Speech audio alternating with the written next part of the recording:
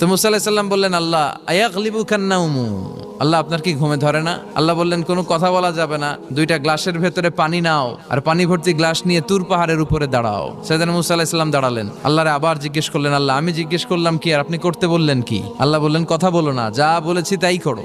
আল্লাহর সাথে বেশি কথা চলে না, তিনি সব রাজার বড় রাজা, মহারাজা। চিল্লা এখন ঠিক কিনা? তো মুসা আলাইহিস সালাম কিছু বলতে পারে না, পানি নিয়ে দাঁড়িয়ে রইলেন। মুসা আলাইহিস সালামকে আল্লাহ বললেন তুমি দাঁড়িয়ে থাকো, আর ঘুম রে বললেন ঘুম তুই মুসারে ধর। ঘুম যে এবার সাইয়েদনা মুসা আলাইহিস সালামকে ধরেছে, উনি ঘুমের ধাক্কায় আর থাকতে পারে না, একবার ডানে যায় আর একবার বায়ে যায়। ঘুমের ধাক্কায় হঠাৎ করে কাত হয়ে পড়ে যায় আর গ্লাসগুলো মাটিতে পড়ে খান খান হয়ে ভেঙে যায়। আল্লাহ ডেকে বললেন, মুসা বেশি কিছু হেফাজতের তো দায়িত্ব দেই নাই, শুধু দুইটা গ্লাস হেফাজতের দায়িত্ব দিয়েছি। ঘুমের কারণে এগুলোর হেফাজত করতে পারো নাই, ভেঙে খান খান হয়ে গিয়েছে। আমি যদি তোমাদের মতো ঘুমিয়ে যেতাম তাহলে পৃথিবীর সাথে সূর্য লেগে, সূর্যের সাথে চন্দ্র লেগে গোটা মহাবিশ্বটা এভাবে গ্লাসের টুকরার মতো খান খান হয়ে যেত রে মুসা।